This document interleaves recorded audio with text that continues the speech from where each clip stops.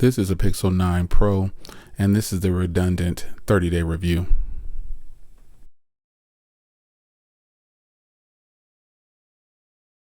Hey guys, welcome back to another video. It's your man Jay. Today we're going to be talking about the Pixel 9 Pro. And the reason I call this the redundant review is because there's really not much that I can say that's different from my initial impressions and then the small follow-ups that I've done on the device. I think when it comes to reviewing a device nowadays, it's more just a discussion for me. And after that initial bump and after using it for a few weeks, I just kind of get this urge to just say, forget about the review phase, just use it. But I can't do it. I have to always take mental notes of things that's happening or not happening. So we're going to start with things that are not happening. Now, contrary to what you might believe, I do follow technology. I don't try to follow it all, but I try to follow as much as I can. And I do hear some of the things that are being said about the Pixel 9 Pro and the Pixel 9 Pro XL, which I do have as one of my devices as well. But let's start with the things that are not happening for my Pixel 9 Pro or Pixel 9 Pro XL for that matter. So this is actually the new Pixel. This Pixel 9 Pro is the new Pixel in the lineup, and I am not having any heating issues. In the 30 days that I've been using this phone, there are no heating issues, none whatsoever. And I push it to the limits. And to push these phones to the limits, to get if you want the processor to really go to work, turn on the camera. Turn on the video camera or take a bunch of photos back to back to back to back, and you will see the phone you will feel the phone going through its paces. Now for me, it's video. It's video. If you turn this phone on and shoot video, it's going to start to get warm. But there's been no shutting down of the phone. There's been no severe heating issues. Just none of that. I haven't gotten any warning messages saying, hey, Jay, we're going to shut this phone off if you don't stop recording video with it for the last 45 minutes. I have, in fact, used this phone for almost an hour to record. And I'm not going to sit on this video and look at this camera and say it didn't get warm or didn't get like really warm, because all phones do. I've even used it outside. There you go. You guys are back in HD. I've even used it outside before. And where I live at, it's always 100 or more. And in this time where it's supposed to be fall, like right now, it's like 90 plus outside. So I have definitely taken this phone down a road where it's been really, really hot. And I have not had any heating issues. I have not had any hiccups with the software at all. Just nothing. I can tell you about what I probably don't like, but we'll get to that. But there's been no heating issues. Let me just say this. There's been no problems with my Pixel 9 Pro XL or the Pixel 9 Pro, either one of them. There's been no failures whatsoever. Any kind of failure you can think of, don't bother asking it in the comment section, because it's not happening to me at this very time. If something does happen, I will be happy to report it to you and give you a follow-up and say, hey, this happened, but here's the resolution. Because I don't like to just talk about problems on phones and go online and bash the OEMs. I want a resolution, or I'm going to find a workaround. It's like people today almost get upset when you say, well, it's doing this, but I found a way to just work around it here. It's very strange. And I've actually done that on this channel before, and people said, oh, you're crazy, I would just do this. Well, the fact of the matter is, once you get used to something and you got it set up your way, you really don't want to mess with mailing it in to the OEMs, because that's going to be your process with a Pixel.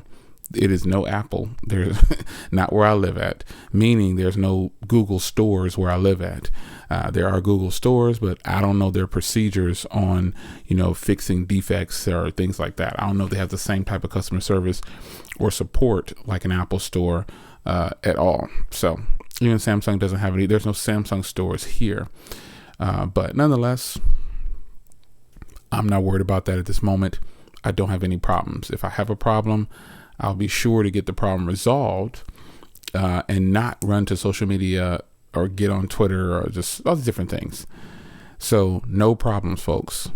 And everything after that, let's talk about some things that I think could probably be improved. And I know that Google is not going to change their processor to a Snapdragon, so we should all just get off of that. Google's not going to change to the Snapdragon processor. They're too invested in their Tensor chip. That it will be just silly for them to bail on the Tensor chip when the Tensor chip is good. The Tensor chip works like every other chip that's out there. The only time I see some difference is when I start to compare it to other chips. Jay, what do you mean? Well, that's these side-by-side comparisons that we do, and we look at like speed tests and things like that. The Pixel 9 Pro is in fact a very fast chip, and I've said this before. Again, the redundant review for 30 days later. I've said this before. The Pixel 9 Pro is fast with the G4, the Tensor G4 chip. This chip is blazing fast. It's just that when I get it next to a Snapdragon chip or the Apple Silicon chip, it just doesn't feel like it's moving as fast when doing the same task bars. It just doesn't feel that way. But in fact, regular consumers aren't sitting around comparing their iPhone to their Samsung to see which one open that app faster. And so the tech inside of me won't allow me to not see this. And it's not a bad thing per se. It's just that I can tell. Again, let's go with the redundant review again and talk about the video cameras. You know, I've said this multiple times and said, hey, Google, you need to give 4K, give an official portrait video setting on your device. Not this 1080p blur that you got with no control, basically. It's like they're doing it just to do it. You know what I mean? Like they're doing it just to have it on the phone so they can say, oh, we have portrait video. But it's just like bare bones, basic, no control whatsoever. So for a company that says that, they're keen on vlogging and their video cameras are top tier, why skimp on this feature? Now, it's not bad quality. It definitely does not measure up to OnePlus, Samsung, or Apple for that matter. And OnePlus still has 1080p video as well, but OnePlus, you have f-stop control, and that makes a huge difference. So, and I know that with the Hasselblad cameras, it's topping these cameras by a long shot. But at the same time, I feel like OnePlus is going to implement that sooner or later. They're going to have to, because why have this big deal with Hasselblad if you're not going to take the cameras all the way to the next level? So I feel like this could possibly be with Google. I feel like it could possibly be a limitation of the chip. And some people they don't care about this feature. They just don't care. But as a person who records vlogs on the go with the phone, I think portrait style video is the best way to vlog. The iPhone has great portrait video, especially outdoors. And the Pixel has good video outdoors too, just not Samsung or Apple quality. I'm hoping for Google to give a serious pro mode in their camera settings. It's just not there. They added this Add Me feature, which is not gimmicky, but it's just not something. I forget it's there. Like a lot of features on things, you forget it's there. Let's just be real. How many times have you actually used Add Me? It's a cool feature, but it's just a feature. It's just something that you have on the phone and say, ooh, look, I can do this. Borderline gimmicky. Let's just call it what it is. It's a party trick. It's what it is. Hey, check this out. Hey, you got a twin? No. I mean, it's a strange one. It's creepy for some people too, by the way. But it's a party trick, and it's a cool party trick at that. But after that, I think would you rather have Add Me or 4K portrait video, or would you rather have Add Me or Pro video? Would you rather have Add Me or Pro Video, where I can adjust the gains in the microphone and everything? They're going to say they probably don't need that style because they're, in a sense, they're doing it for you by giving you the enhanced voice for when you're vlogging, but you still want to have some control over a pro phone. But nonetheless, there's a few things I think could be changed. I don't think that's too much to ask for, considering the price is another thing that's not a pro. These devices are very expensive, and while some people are getting them on contracts through carriers, some people are financing them on their credit card, whatever they're doing, people are paying monthly for the phones. People who are paying monthly for the phones might not feel it as much or think it's as important because, you know, I'm paying $24 a month or whatever I'm paying for it. Like, I'm speaking of the people who are doing this. These are all paid for, obviously, but because I like to live unlocked. So anyone who's paying monthly for their phones just doesn't, they might not care as much. They know they're spending $1,200 or $1,300 or whatever they're spending, and they might not think it's that bad because they're paying for it for 3 years, or this is what they agreed to. And you can't get out of these contracts until you pay the phone off. I think it's the strangest thing that companies have the audacity to say that they don't have cell phone contracts anymore, but then they want you to finance a phone. Or your plan's fine. You're not financing your plan. That was one of the biggest gimmicks and scams that T-Mobile was the test dummy for that I had ever seen. And now all companies do it. Isn't that crazy? Yeah. But, you know, the processor is good. It hasn't failed me yet. I don't have any heating issues, no hiccups with the phone, no nothing. There's just nothing going wrong with this phone. My dislikes are small in comparison to what they could be. This phone is pretty much as close to perfection that you can get with a Google Pixel. This and the Pro XL, because I know a lot of you guys have the Pro XL, and you're going to say, well, Jay, what about the Pro XL? Both of these phones are about as close to perfection as you're going to get from a Pixel right now. Google has given it their all with these phones. Now, Jay, this video sounds like you're just kind of talking down on the Pixels. No. I wanted to start with what I felt like I needed to get out of the way, because again, this is the redundant review for 30 days. So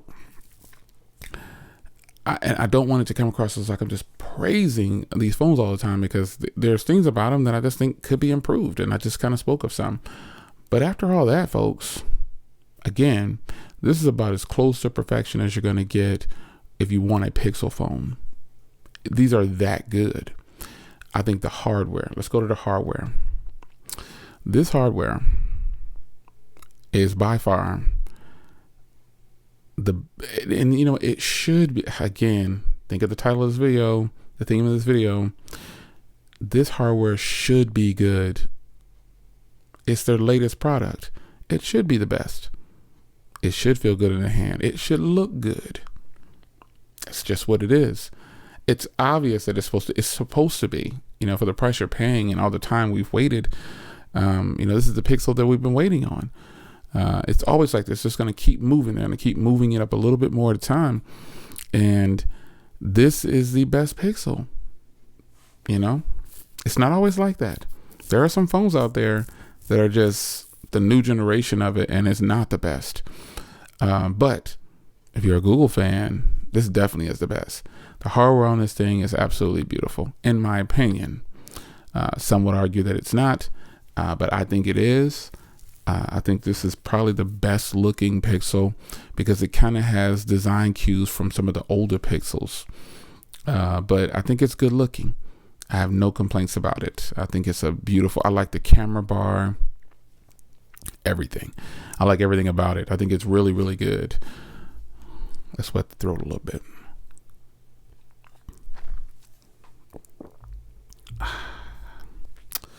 So hardware, I think it's top tier. I think it's really good hardware. It's right in line with what's going on the market right now for premium phones. Google's right there. At one point, Google wasn't considered. Their phones weren't considered premium much by people. But now Yeah, I don't think anybody has anything to say. The hardware is great. Now, another area that I think is really good is the display. The display really displays the colors accurately when you're watching video. And I found this to be strange comparing it to some other Samsung phones and some Apple phones. I just feel like the Pixel display is absolutely beautiful. Like the color representation is spot on. It's really good. I mean, I almost want to say picture perfect, pixel perfect. It's really good. So it's going to come down to your preference, obviously. But again, I've shown this phone next to other phones in the comparison videos. I put it next to my iPhone 16 Pro, and it just looked better to the naked eye when looking at video. And the colors just were represented so much better. It doesn't mean that the iPhone did bad at all. It's just that the Pixel showed more true to life colors when looking at video. It was really, really stunning. It's really good. And the Pixel also is supposed to have the brightest display, 3000 nits outside. I have yet to experience that. I put this phone outside in direct sunlight, trying to film it. It's almost impossible.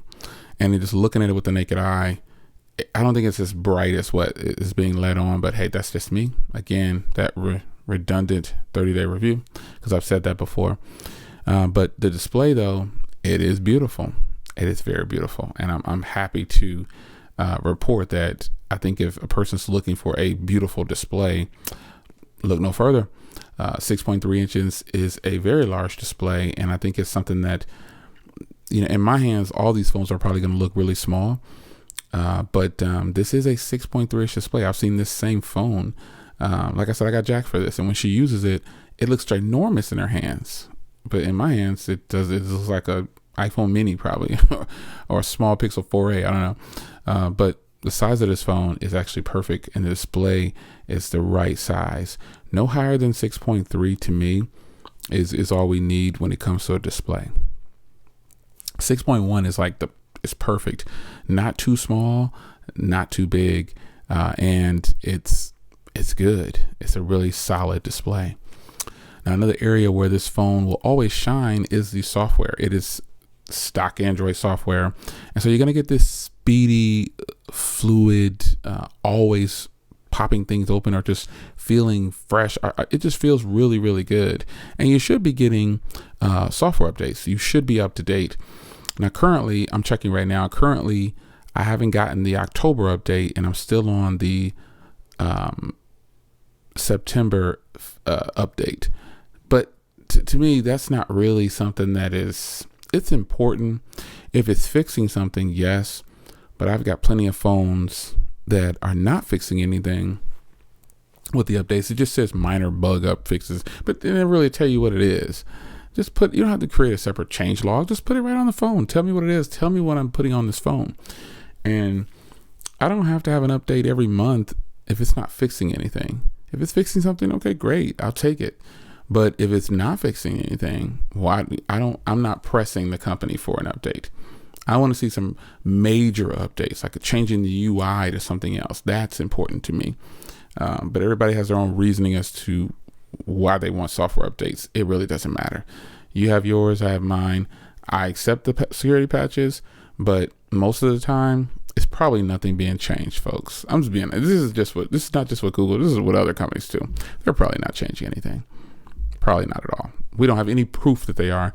Now they can tell you that here's a change log, but do you really know for sure that this is what's happening? We don't know. Another area where this phone really shines is the battery life. This is an area where, I'm just stunned at how good it is. Currently, I'm at 63%, and it says that my phone is going to last until another 12 hours or 19 hours, I think it said. It's gonna last about another 19 to 18 hours, it says, with 63%. And it's been a while since I've charged it. I haven't charged it since Monday night, I think it is. And we're at late in the evening. It's just Wednesday or Thursday, whenever you see this, whenever it is. It's Wednesday. So it's been a couple of days since I've charged it, and I measure my phone's progress for battery on, I like to measure it on how long it's off the charger. Some people don't like this way of doing things, but I'm using this phone for the way I'm using it. It's getting used. Some people get caught up in this mindset that, oh, you didn't use it. You only had 5.5 hours of screen on time for 3 days. Well, folks, that's pretty doggone good. That's time away from the wall charger, away from the wireless charger. And that's ultimately what it's been looking like for me. 6 hours, about 2.5 days, maybe 3 sometimes. On those 6 hours, on those 3 day ones, it's been about 5.5. On the 2 day ones, I guess I tend to pick it up a little bit more. So it's been like 6, a little over 6. But on some days where I've gotten less than 2 days, I've gotten 8.5, 9 hours of screen on time. So I can basically go, I'm guaranteed 24 hours. And if it goes that fast, I'm getting like 8 hours of screen on time sometimes. Not all the time, but it's possible. And I know some of you guys will concur with this, because not everybody's looking to get long standby time. Some of you guys are on your phone all day for whatever reason. You're on your phone. It's your work phone, or you just like to have this thing to your face. I personally don't. Seeing as I have all these phones laying on my desk and on my cell phone rack over here off camera, I have so many phones, folks. It is kind of hard to keep up with doing these reviews sometimes. So I'm starting to stretch it out and kind of pace myself. There is a real phone number in here. And I do make phone calls. I'll turn off 5G for a second, or turn off Wi-Fi so you can see, because I want to get to showing you here. All right, there you go. Let me see that. There you go. 5G. My service is with Visible. But I'll go ahead and talk about that now, though. I'll talk about that since we've gotten over to battery. Your battery life is going to depend on your connection a lot of times. If you don't have a strong connection, you're going to get poor battery life, period. There's no other way to say this. My Visible Wireless is really good network to me. I hover around 3.5 bars, if you will, when I'm indoors. Outdoors, easily peaking at 5 bars, like full signal. But in the house, I typically would stay on Wi-Fi because I'll start recording something and I'll upload it or something like that. I want the fastest.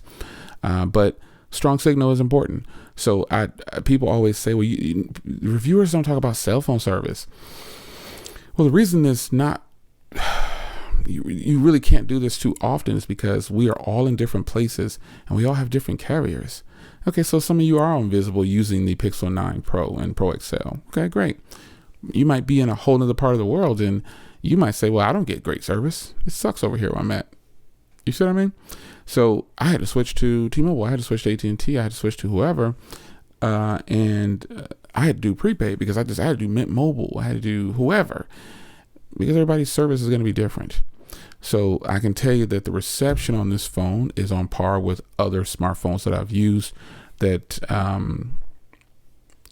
use the same SIM card or the same phone number that I'm rotating in and out. So yeah, that's what's going on with the battery and the cell phone service.